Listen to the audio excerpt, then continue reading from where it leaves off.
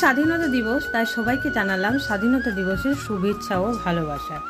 হ্যাঁ বন্ধুরা, আমাদের দেশ তো স্বাধীন হওয়া অনেক বছর হয়ে গেল, কিন্তু বাড়ির একটা বউ কি স্বাধীন?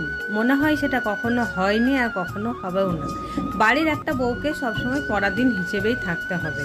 তার মধ্যে আমাদের এই স্বাধীন সমাজেও কিন্তু এখন অনেক মানুষ আছে যারা একটা মেয়ের ইনকাম করাকে ছোট করেই দেখে।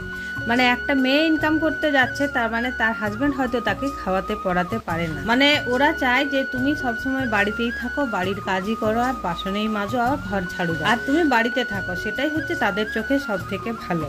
বাড়ির লোক কিছু না বললেও কিন্তু আশেপাশের লোক, আত্মীয় স্বজন, পাড়া পড়শি, এরা তোমাকে ছেড়ে কথা বলবে। সোজা কথায় যদি বলতে নাও পারে, তাও কিন্তু তোমাকে বেঁকিয়ে টেড়িয়ে হলেও বলবে। তো যাই হোক, আমার আরেকটি টুটাপুটা ব্লগে সবাইকে স্বাগত। আজকে শনিবার আর প্রচুর পরিমাণে বৃষ্টি, তাই সকাল সকাল সব কাজ সেরে আর বানিয়ে নিয়েছিলাম ঘুগনি মুড়ি বানিয়ে পুরো জমিয়ে খেয়ে নিয়েছিলাম। তোমাদের ওইদিকে কি খবর? তোমাদের ওইদিকে কি বৃষ্টি পড়ছে? তারপরে আর কোনো ভিডিও করতে পারিনি। এই যে এখন বিকেল হয়ে গেছে, বিকেল মুখ ধুচ্ছি, তখন মনে পড়ছে যে আজকে তো পুরো ভিডিও বেশি করা হয়নি, তার জন্য একটু ক্যামেরা অন করেছিলাম আর ভাবলাম যে এই সময় একটু ভিডিও করে নিয়ে আমি ভিডিওটা দিয়ে দিতে পারবো। সব মুখ হাত ধুয়ে সব জামা কাপড় তুলে নিলাম, আর দেখতে পাচ্ছি উঠানটা এখনো পুরো ভিজা আছে, মানে এখনো একটু একটু বৃষ্টি হচ্ছে।